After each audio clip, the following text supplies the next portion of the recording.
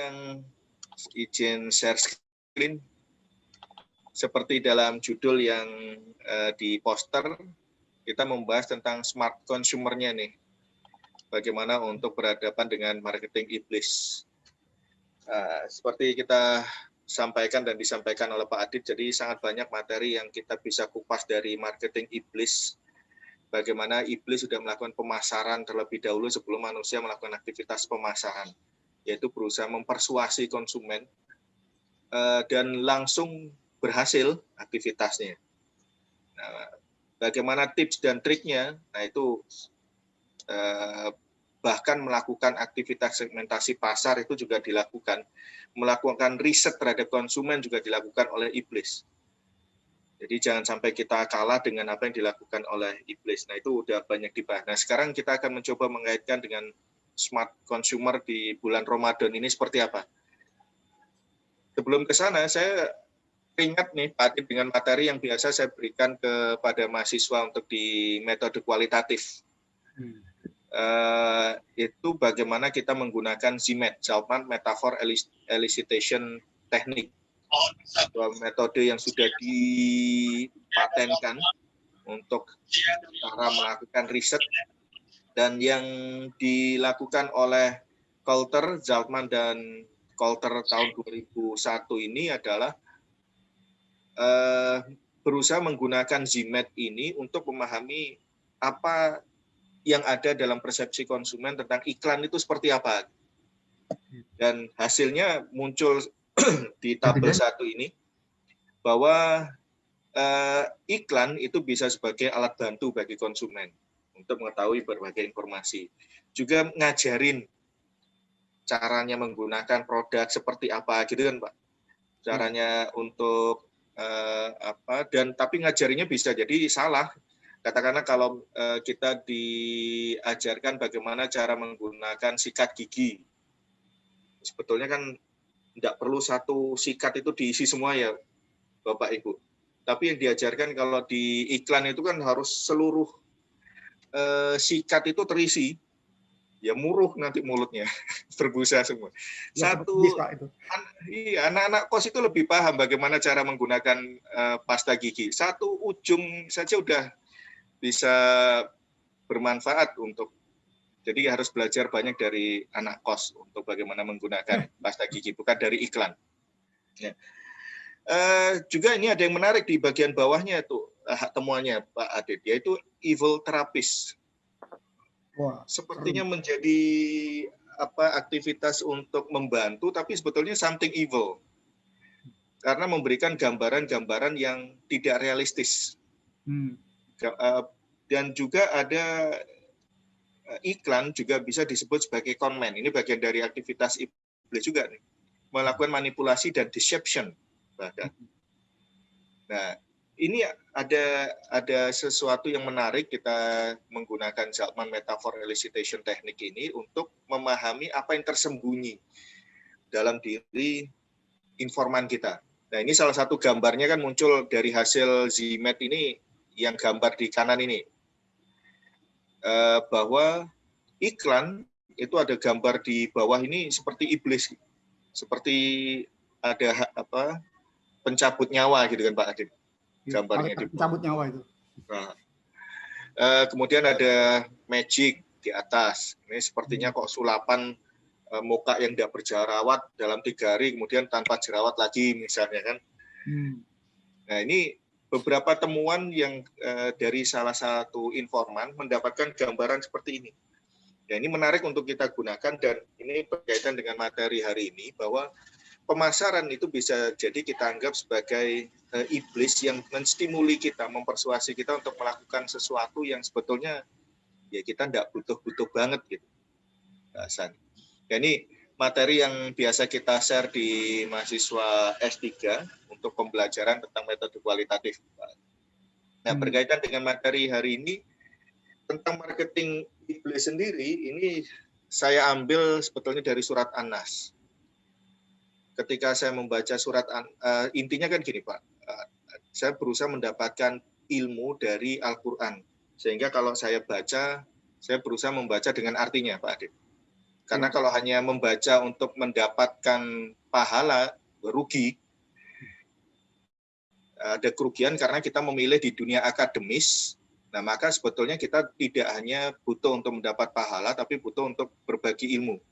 Jadi mendapat ilmu apa kita dari sana. Nah, ketika membaca surat An-Nas ini, ada yang kemudian saya dapatkan dan banyak hal yang saya dapatkan. Pertama adalah marketing mix-nya iblis. Marketing mix yang digunakan oleh iblis di situ ada masalah produk, yaitu produk yang evil, produk yang kejahatan produknya, sesuatu yang buruk, yang dampaknya itu malah negatif bagi konsumen. Nah, produk iblis kan akan selalu seperti itu. Tapi ada aktivitas juga yang promotion. Promotionnya dilakukan dengan soft selling. Jadi diajarkan tidak bisa kita hard selling, dan itu relevan dengan masa sekarang. Kalau kita melakukan hard selling, ditolak sama konsumen. Jadi harus soft selling. Ada storytelling-nya. Nah, kalau kemudian melakukan aktivitas membisikkan produk, sehingga tidak terasa bahwa kita sedang jualan, malah kemudian lebih nyambung dengan konsumen. Dan membisikkan kemana? Membisikannya kemana?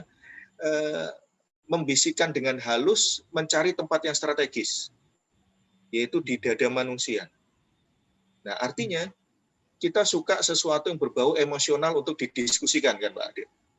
Betul. Kita bikin hoax, kita gosip segala macam kan hal-hal yang sifatnya emosional. Bisa bikin jengkel, bisa bikin sedih, bisa bikin gembira dan sebagainya.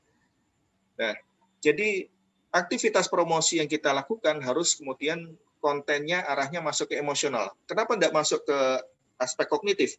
Karena kognitif kita sudah lelah banget. Begitu banyak produk, begitu banyak merek yang harus kita saring, begitu banyak iklan yang harus kita lihat, maka lelah otak kita. Belum lagi tugas-tugas dari kampus dan dari kantor nanti. Maka iblis ini pinter, tidak masuk ke otak. Ngapain? Kalau mikir produknya itu tidak akan kebeli. Yeah. Tapi masuknya ke hati manusia. Kalau sudah seneng, bayarnya itu tidak mikir-mikir lagi. Jadi katakanlah kalau dalam kita bersosialisasi, kalau kadung tresno gitu kan bahasa Jawa nih, maka LDR dibelani, Pak. Bayar mahal ya dibelain gitu kan? Yeah. Karena sudah kadung tresno. Jadi jadikan produk kita masuk ke hati, maka kita tidak akan mikirin masalah harga lagi. Yeah. Nah, iblis masuknya ke sana. Masuk ke dada manusia. Rasional consumer tuh akibatnya ya. Oh iya. Kalau rasional nggak akan kebeli. Ngapain sih kita beli produk itu gitu? Ya. Apalagi kalau nunjukin harga. Makanya di sini tidak ada dalam bauran pemasaran iblis, yang ada adalah produk, promotion, place, dan people. Ya. Tidak ada masalah price. Karena price masuknya ke otak. Kita mikir perbandingan harga itu kita mikirnya kognitif. Ya. Kemudian mengerahkan people. Dan people-nya ini menarik, dan ini muncul aktivitas multi-level marketing sebetulnya, Pak Adit, yaitu dari golongan jin dan manusia. Tenaga penjualannya itu adalah kita juga. Kita adalah yang sebagai konsumennya, tapi kita juga ikut memasarkan. Jadi MLM jalan. Bahkan yang menarik, ya tanpa dibayar pun mau untuk sharing produknya iblis. Nah, ini bauran pemasaran yang dilakukan oleh iblis itu adalah produk, kemudian promotion, place, dan people yang dimunculkan. Nah, ayat 1, 2, 3 adalah bagaimana kita bersaing nih Pak Adit. Saya melihatnya seringkali kan kalau kita harus melawan iblis, kita akan kalah. Karena dia umurnya lebih tua, pengalamannya lebih banyak, risetnya lebih banyak tentang manusia, dan dia bisa masuk ke dalam tubuh manusia. Kita tidak bisa masuk ke dalam tubuh mereka. Jadi marketing intelligence dia jalan, nah marketing intelligence kita terbatas. Dia bisa masuk untuk memahami kita sakit apa, kita mikir apa, kita sukanya apa, kan bisa mempengaruhi itu. Dari dalam tubuh kita nih. Kita tidak bisa seperti itu, masuk ke dalam tubuhnya dia untuk mempengaruhi dia. Nah, jadi dia punya competitive advantage yang tidak dimiliki oleh kita. Nah, kalau ini sebuah perusahaan, kita melawan perusahaan besar, yang perusahaan itu sudah lama, kemampuannya sudah tinggi, kompetitif advantage-nya tinggi, bagaimana bisa melawan? Nah, ayat 1, 2, 3 itu memberikan optimisme kepada kita sebetulnya, bahwa jangan ragu untuk melawan sebuah institusi, entitas yang kelihatannya jauh di atas kita. Karena kita punya Tuhan. Jadi 1, 2, 3 mengajarkan kita dalam bersaing, kita punya Tuhan. Ini spiritual marketing nih, yang jarang kita ajarkan di bangku kuliah, karena di bangku kuliah kita hanya mengajarkan sesuatu yang sifatnya terlihat, tangible. Manajemen yang kemudian ya manusia sendiri yang mengelola. Kita seringkali melupakan bahwa Tuhan yang membuat change, Tuhan yang membuat perubahan, Tuhan yang bisa menjadikan konsumen kita berubah gitu kan. Dan pesaing kita juga berubah, bisa jadi karena itu juga. Jadi ayat 1, 2, 3 mengajarkan hal yang luar biasa, spiritual marketing, bagaimana kita bersaing dengan perusahaan lain yang lebih besar, lebih hebat, lebih tua. Jangan khawatir, kita punya Tuhan. Kita punya Raja manusia, sesembahan manusia, Tuhan manusia. Gitu. Nah, ini memberikan optimisme kepada kita nih, Pak Adit dan teman Bapak Ibu sekalian. Nah, yang lain adalah bagaimana untuk smart consumer, kita belajar dari mana nih? Kalau tadi belajar marketing iblis, nah sekarang belajar tentang smart consumer. Saya berusaha melihat kisah yang biasa kita dapatkan ketika ceramah-ceramah Idul Adha nih. Berapa bulan lagi kita Idul Adha, dan selalu diceritakan tentang Nabi Ibrahim dan pengorbanannya bersama Nabi Ismail alaihi salam, gitu ya Pak Adit ya. Nah, yang bisa saya pelajari dari kisah Nabi Ibrahim alaihissalam ini adalah ketika bertemu dengan iblis, di mana iblis melakukan marketing iblisnya di situ, berusaha mempengaruhi keluarga Nabi Ibrahim alaihissalam. Nah, tentunya ini ada suatu gambaran yang bisa kita bayangkan apa sih yang terjadi saat itu dari storytelling yang ada dalam hadis dan berbagai buku, berbagai kitab. Nah, pada dasarnya adalah iblis melakukan aktivitas segmentasi dalam melakukan aktivitas promosinya. Ketika mempersuasi Nabi Ibrahim, mempersuasi Siti Hajar, dan mempersuasi Nabi Ismail, tentunya dengan penampakan dan gaya bahasa yang berbeda. Saya meyakini itu. Tidak mungkin kemudian menstimuli Nabi Ibrahim dan mendekati sang ibu dan mendekati sang anak dengan bahasa yang sama. Pasti dengan bahasa yang berbeda. Saya yakin itu. Jadi misalnya menemui Siti Hajar, maka kemudian bisa jadi iblis menemui beliau Siti Hajar dengan penampakan seperti ya kelompok ibu-ibu PKK gitulah bayangannya. Dan kemudian ini anakmu harap digawa nang ndi? Anakmu mau dibawa kemana sih gitu kan? Masa dibawa sama bapaknya mau disembelih? Loh, bapaknya itu loh belum pernah datang selama masih kecil hingga dewasa sehingga remaja. Datang-datang kok mau nyembelih? Itu bapak kayak apa gitu kan? Bisa jadi dibisiki seperti itu. Kalau aku jadi kamu nih, tak cering. Misalnya kan mempersuasi seperti itu. Kepada anak bisa jadi berbahasa seperti anak-anak persuasinya. Ini bapakmu seperti apa sih kok? Bapak mana ada sih di dunia ini bapak mau nyembelih anaknya? Kalau aku ya lari gitu kan.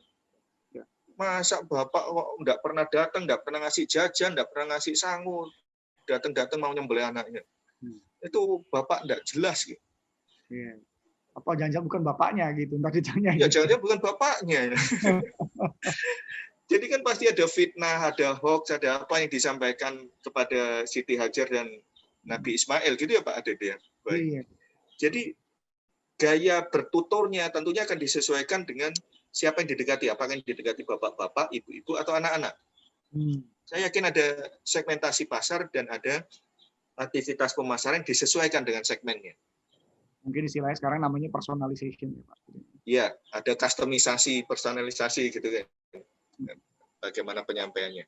Nah, yang menarik adalah walaupun kemudian iblis melakukan segala tipu dayanya, persuasinya, tapi tidak berhasil. Nah, apakah berarti kita sebagai konsumen harus membawa batu untuk melempari pemasar? Oh, ya, jangan. Kasihan pemasarnya. Nah, ada yang menarik yang disampaikan oleh Nabi Ismail nih, Pak Adit. Jadi ada suatu riwayat yang mengatakan menyampaikan pada ayahnya nih. Ismail berkata kepada ayahnya, "Tutup matamu, ayah." Bahasanya kalau bagi saya bisa bahasa yang dalam banget ini, Pak. Karena aktivitas pemasaran itu seringkali dimulai dari mata. Karena kita tertarik, maka kemudian kita membeli suatu produk. Nah, ini jadi apa yang disarankan oleh Nabi Ismail kepada ayahnya agar kemudian kukuh dalam niatnya, itu salah satunya adalah tutuplah matamu, ayah. Nah, ini kalau dalam bahasa yang kemudian saya kaitkan dengan dunia akademis nih, dan dikaitkan dengan Ramadan. Sebetulnya Ramadan itu mengajarkan kepada kita untuk puasa mental dan puasa mata, sebetulnya. Karena walaupun halal, kita harus berpuasa terhadap apa yang halal itu kan, Pak Adit. Dan kalau kita kemudian dalam kondisi berpuasa melihat apa-apa, ya tertarik untuk beli. Tapi karena kita puasa, ya ngapain juga beli gitu. Karena nggak bisa dimakan dan seterusnya. Ya, pada dasarnya secara umum dari apa yang disampaikan di marketing iblis adalah iblis mempersuasi kita dengan pseudo beauty. Sesuatu itu tampak indah, tampak cantik, tapi itu hanya penampakannya saja. Tidak sesuatu yang benar-benar indah dan benar-benar cantik. Dan itu akan mempengaruhi terutama pada penginderaan kita. Kalau dalam bahasa komunikasi itu kan dalam bahasa perilaku konsumen semua dimulai dari AIDA, attention dulu ya Pak Adit. Nah, attention itu dari penginderaan dan ini terutama mata. Nah, barrier satu-satunya bagi kita adalah masalah money availability, ketersediaan duit. Kalau mata sudah tertarik, tinggal masalah duit. Duit ada atau enggak? Kalau enggak ada, ya udah, enggak beli kita. Tapi kalau selama duit itu ada, maka ya kita bisa jadi akan tetap belanja. Dan itu disport dengan adanya e-money zaman sekarang. Kalau dulu ada credit card, dan sekarang credit card-nya pakai e-money lagi. Kita bisa belanja dengan mudah, sehingga ketika kita terstimuli, kita merasa ada money availability, belanjalah kita. Itu yang terjadi pada kita sebagai konsumen. Dan dari sudut pandang teoritis ada SOR, stimulus organism response. Maka stimuli itu pada aktivitas penginderaan kita, emosi kita menjadi senang, dan kemudian responnya seringkali beli. Dan itu adalah aktivitas dari mata juga, karena kita window shopping. Jalan-jalan di mall, jalan-jalan di toko online, kita tertarik dengan model-modelnya, beli deh. Nah, Nabi Ismail mengajarkan ke kita the power of our eyes, yang bisa menstimuli niat kita untuk berubah pendapat, untuk merubah mindset, bahkan merubah iman kita. Tadinya niatnya apa, kemudian belinya apa, itu kan karena faktor mata juga. Nah, ini yang luar biasa, ajaran dari Nabi Ismail alaihi salam, tutup mata tuh. Dan dalam terminologi lain, kita mengenal di konsep agama ada penyakit ain. Ini adalah penyakit hati karena pandangan mata kita terhadap apa yang dimiliki oleh orang lain, dan seringkali hal ini yang terjadi. Kita membanding-bandingkan apa yang dimiliki orang lain dan apa yang kita miliki. Sehingga ada penyakit hasad, jengkel, kemudian iri, dengki. Orang lain punya ini kok kita enggak. Orang lain beli ini kok kita enggak. Jadi seringkali pembelian kita adalah karena penyakit ain. Karena akibat dari kita menggunakan mata kita untuk melihat hal-hal yang semestinya bukan rezeki kita. Maka ini juga saya kaitkan juga dengan bagaimana keluarga Nabi Ibrahim tadi berkaitan dengan masalah penyakit ain. Ini berkaitan dengan kalau kita diberi perilaku konsumen mempelajari masalah self-image, self-concept. Ya.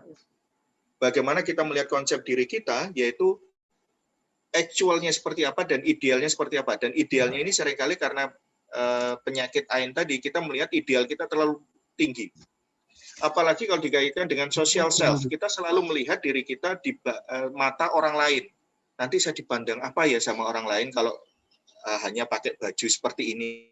Nanti kalau saya dipandang oleh tetangga saya seperti apa ya kalau saya hanya pakai mobil merek ini dan seterusnya.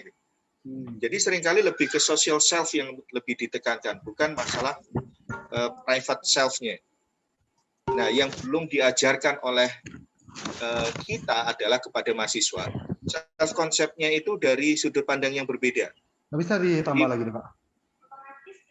Iya, Otomatis. harus ditambah sebetulnya. Kita harus melakukan pemahaman terhadap self image itu, bagaimana diri kita di mata Tuhan.